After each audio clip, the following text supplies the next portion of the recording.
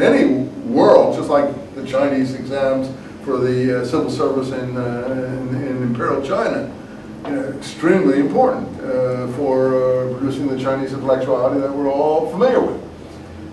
So certainly the rabbinic tradition is a plus for the Jews in many ways, but it's a minus socially speaking. These people could not fight, they could not defend themselves, they could not see the Holocaust coming, they could not understand anything that was going, the waves of different emotions that were sweeping Europe. Many of them perished in the camps for that reason. There was no foresight there, there was just a concentration on these traditional activities.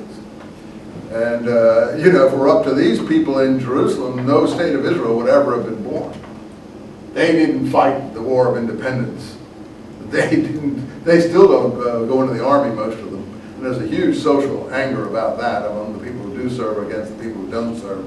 And all these yeshivas, as they're called, which is what, that's a very good term, yeshiva, means to sit down.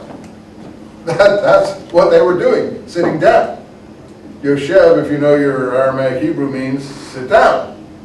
And where they sat was where they studied, so it was called a place you sat down. So they sat in yeshivas all their life. And in fact, that's the problem with the Tzadikah Jews. So the Tzadikah Jews were one group of people living in Jerusalem. Nothing wrong with them. They're very pious, very well-meaning to some extent, I'm sure. They're certainly not. They're harmless. They're not harming anybody except themselves, maybe. Socially speaking, they're hated, of course, because they're so different looking. They wear black costumes, and long beards, and peot, and I know I lived on the West Bank for a while, and all the Arabs would call them curlies. That was their name for them, curlies, because of their peot type. It was always funny. It's, the curlies should be. Okay, the curlies, yeah. And of course, if you read some of the Germans and Hitler and all these other people, I was just reading one of the excerpts, one of the books of these collections that, could be endless ones. I was reading Wagner's opinion of the Jews, and he was horrified by their appearance, these horrific people that had to be banned from Germany as far as he was concerned, and mainly on looks alone, how they looked. Shave the beard and peot and other things off a Jew, and I think they look more or less like anybody else, as far as their appearance goes. But that's just that would be like judging Amish on the clothes and so on they have, and hating them for that. Anyway, that was a big problem, and you see that this Kalisher is on the side of working in agriculture. Let's look at quickly what he says here before we have a break.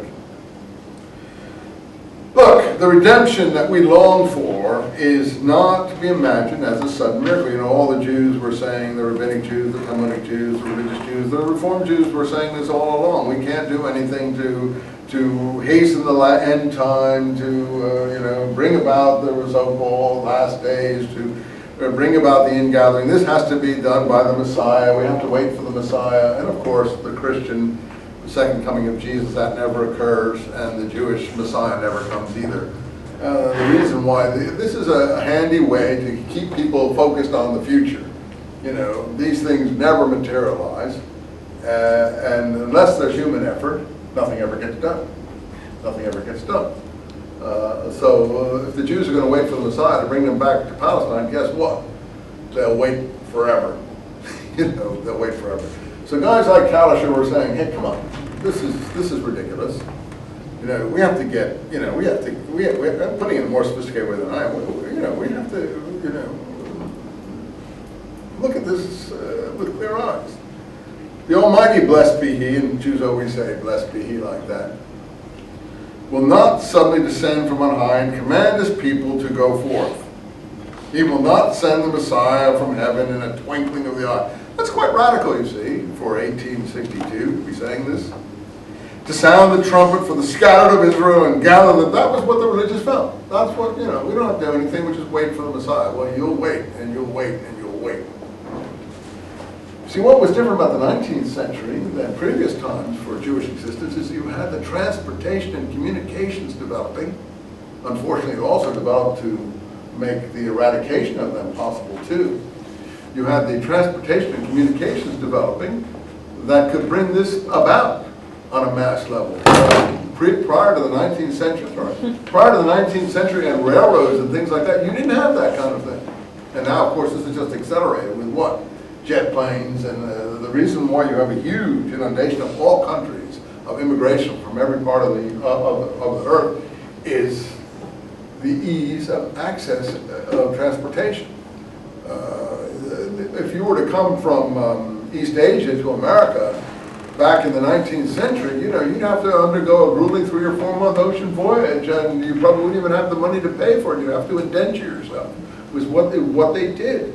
The first Chinese immigrants here to America indentured themselves to people in Hong Kong who were willing to take a portion of their wages as, you know, for subsidizing their passage. That's how the Chinese originally came to San Francisco and so on.